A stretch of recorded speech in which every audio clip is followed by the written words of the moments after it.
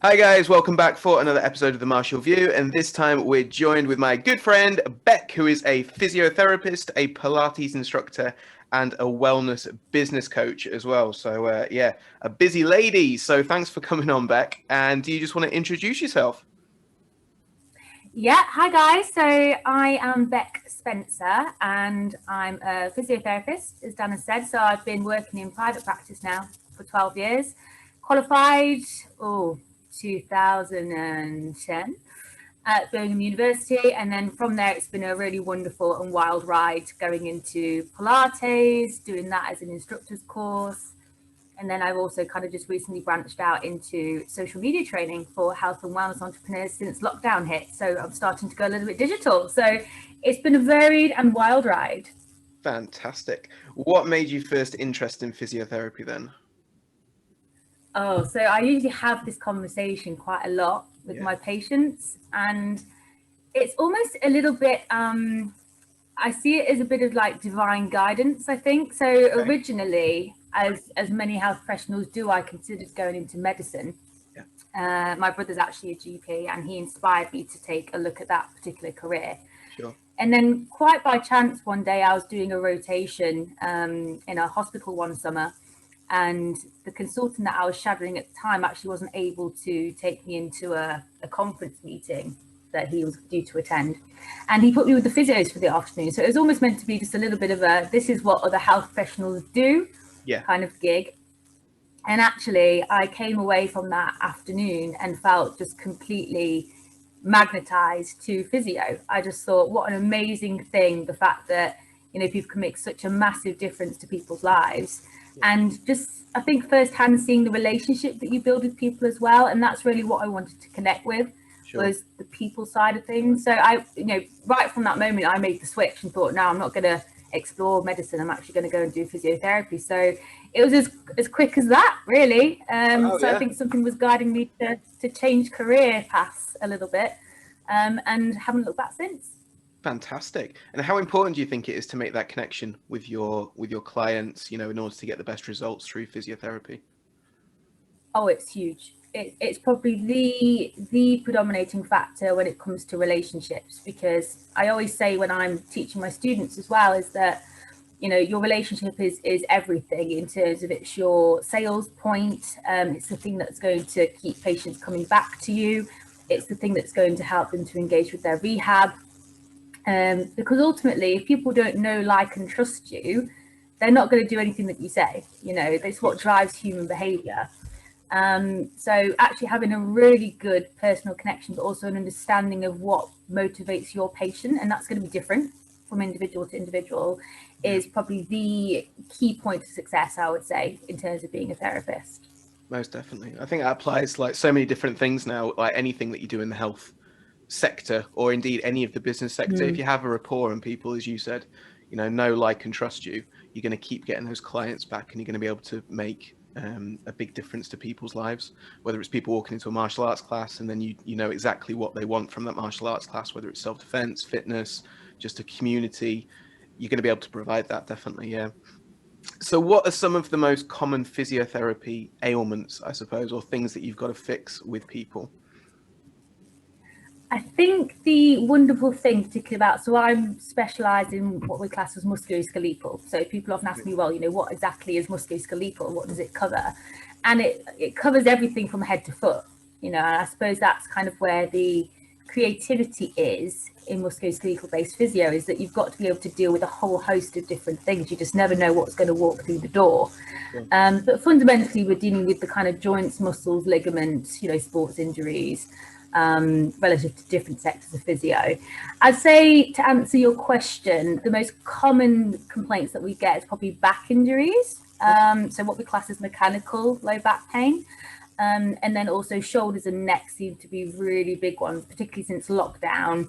Everybody's Yeah. working from home. We're all working on our beds in terms of our desks, and we're on hard chairs, and we're all kind of sat with poor posture.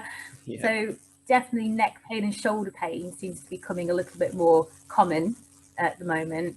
But overall, they're probably the most common things that I see. But as I said, literally, you can get anything through the door, and that's the really nice thing, is that you get such a wide variety of conditions. So you become almost a bit of a generalist Yeah. in the body overall. And no day's the But same. yeah, they're definitely the most common things that we get. Yeah, perfect. So yeah, so obviously at the moment people are locked down, they're working from home, as you've said, they're probably not getting the same amount of exercises and things that they might usually do. And this obviously makes the body seize up slightly, the body starts getting tighter, muscles, etc. Things start struggling slightly maybe. So what are some basic things that people can do just to stay a little bit active during lockdown and keep healthy and mobile?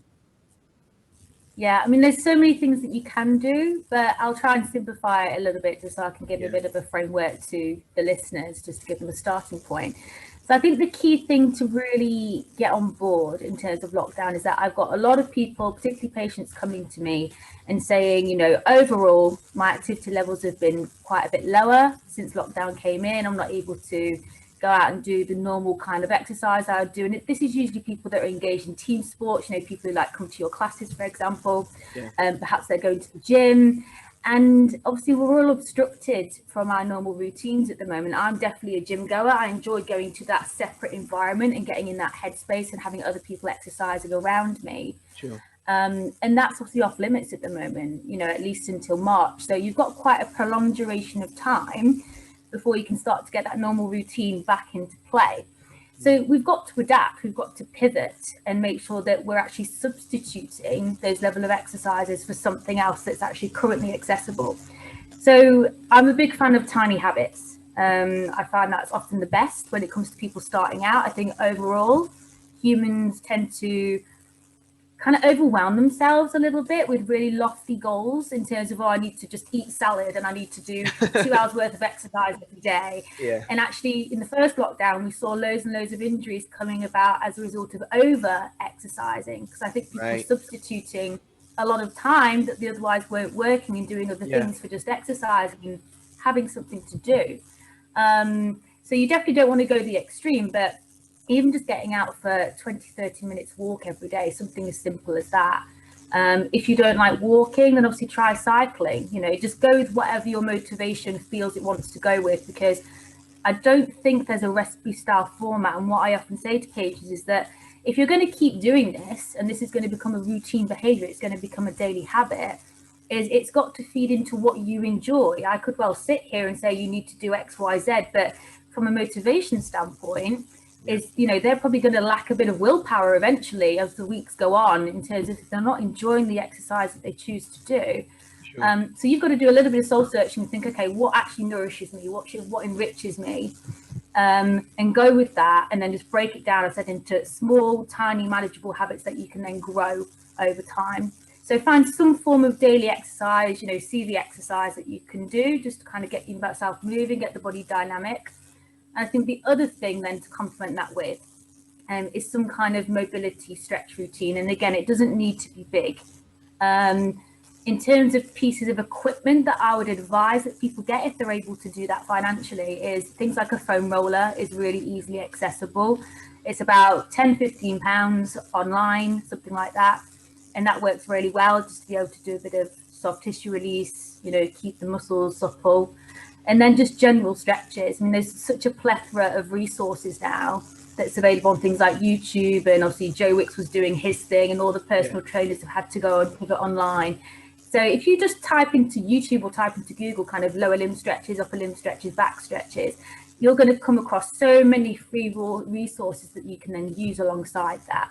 So I think the two key things: get some form of daily activity, ideally outside, so you can get the exposure to the sunlight during the daytime. Yep. And then some kind of mobility routine and or the equipment that I just suggested. Perfect. As you said, there's such a plethora now of information out there on the internet, and some of it's good and some of it's maybe a little bit questionable as well. So how do you differentiate between the stuff that's good to do? Because anyone can put a video on YouTube of showing a few stretches. Like, I could do it now and I'm as flexible as a brick, as you know. So probably not the ideal, you know, person to talk about stretching, but anyone can do it and anyone can put something on there. So how, or what's a good way to distinguish and see what exercises or what channels or what information is good for you to take forward into your daily habits, and what stuff should be avoided maybe? Yeah, I think that's a really good point, actually. So again, not to kind of, name certain individuals, but Joe Wicks obviously did his, PE with Joe, and that was Yeah. kind of the big thing during the first lockdown. And it was fantastic. It was a fantastic move, and it got kids engaged. I think, unfortunately, the casualties of that was more so the adults, because they were trying to keep up Trying to with keep the up with the kids. kids.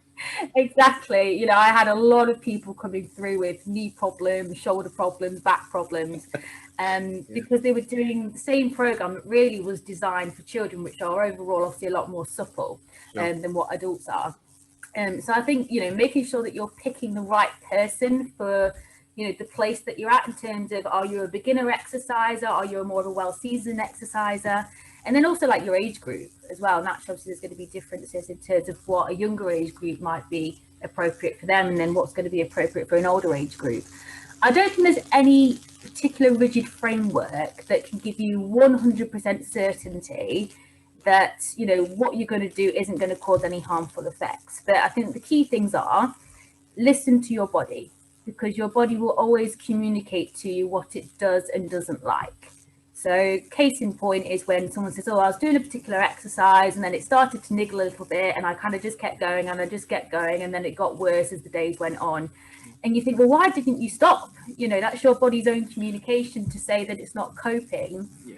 with whatever demand you're placing on it. So, your body is probably the most in tune machine in terms of actually giving you the feedback that you need to gauge exactly how quickly you progress with a certain exercise, or what type of exercise you're going to involve yourself with.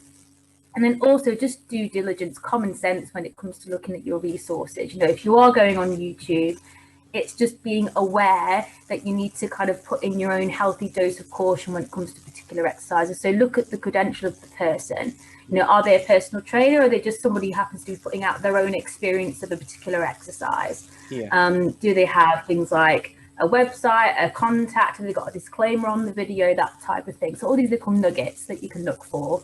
And then if any doubt at all, if you are suffering from an old injury or you're getting a new type of pain, is that if that's something that's persisting for you, then it's ideal to contact a therapist. I know a lot of physios, osteopaths, other health professionals that are currently offering online services. So they're doing virtual consultations. So if you really are struggling for any reason and you need something adapted for you or to suit a particular injury, then obviously I would just tend to reach out to a health professional and get that little bit more in detailed advice. Perfect. Yeah. Amazing.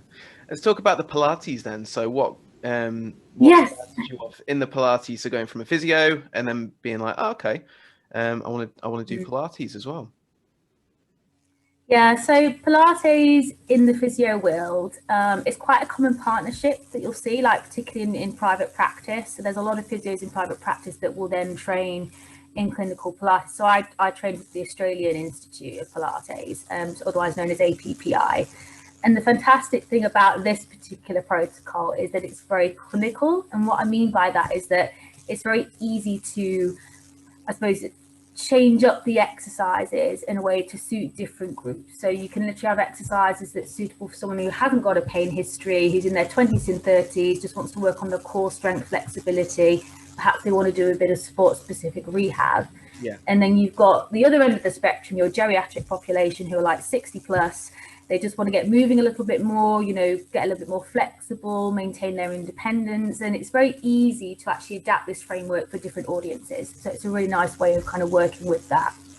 And I suppose the thing that got me involved with that is just being, wanting to give the best service to people. Often you'd have people coming in with, again, specifically low back pain or shoulder pain, and it's a great framework to be able to work on all different dimensions of the body, whether that's going to be core stability, overall stability, mobility, and it all just brings it all together really well. Yeah. So for me, it's just a natural stepping stone, really, in my career in terms of giving a high level service to particularly my private clients. Fantastic. Yeah. And then finally, then the health and wellness coach online, and moving into an online sphere. Was that as a result of lockdown and maybe having to move on to the digital age more, I suppose, and translate that across?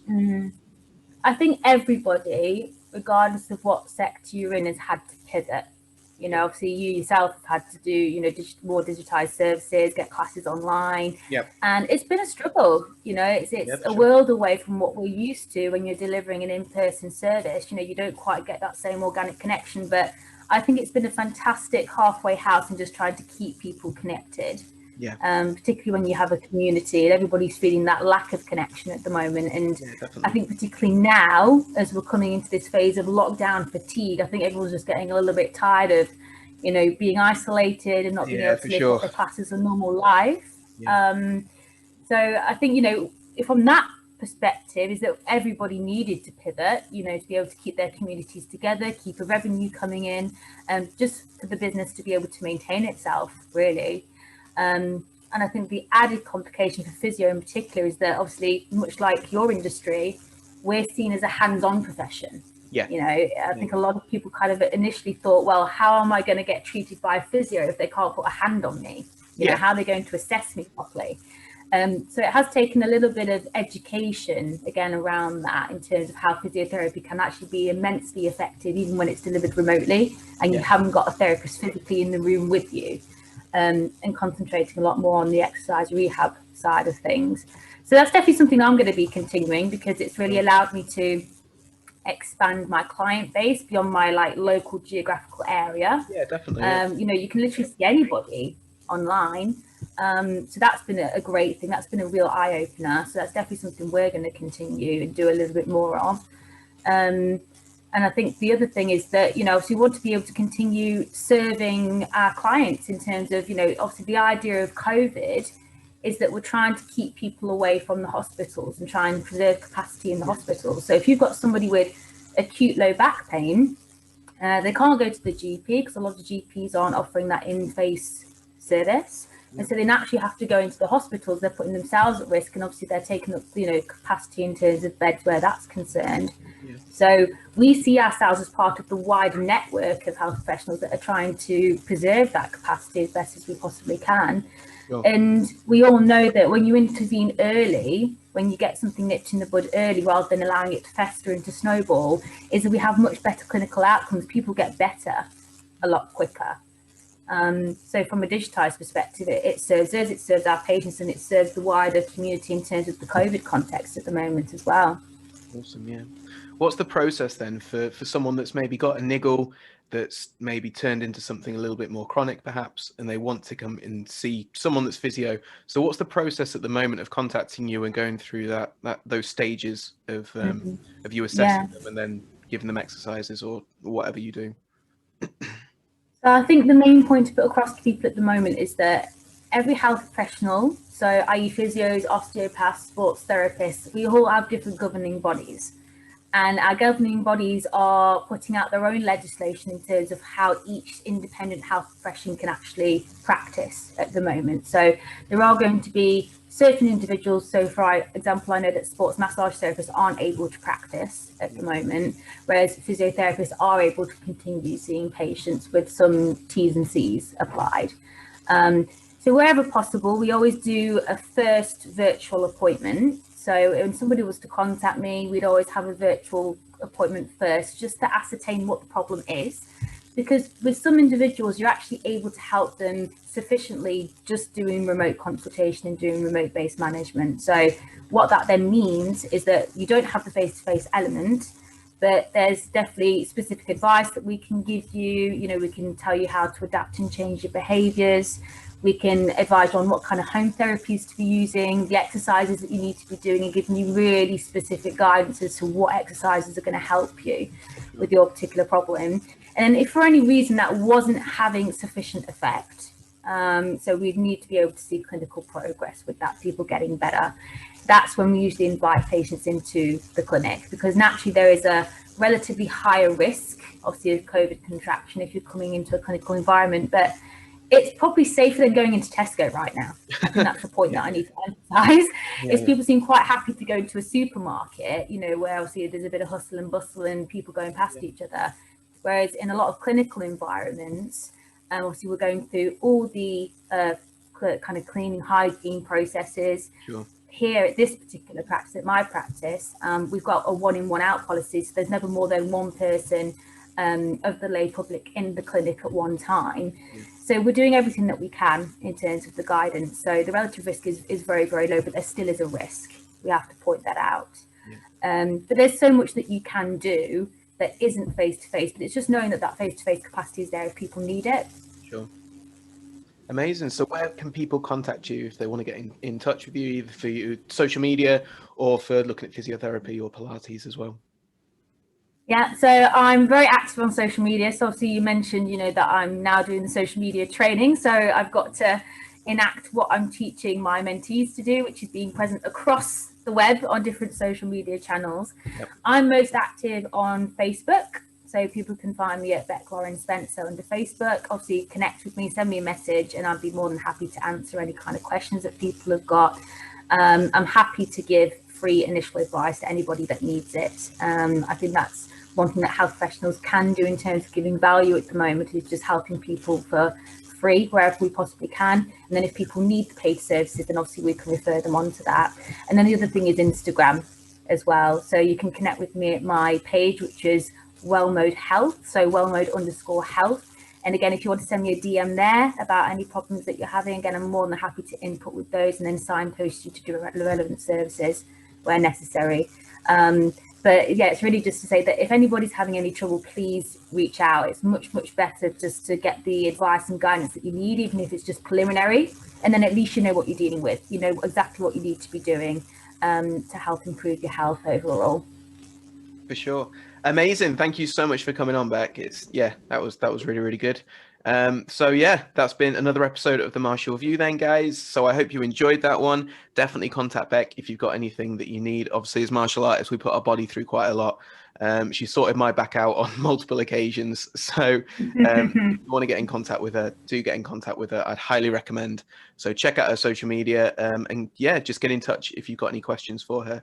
That's been another episode. So make sure that you like and subscribe to us. If you'd like to appear on the podcast or you've got a story to tell or something to share, just get in touch either through Facebook, Instagram, or through the email or YouTube channels. And we'll see you again for the next episode.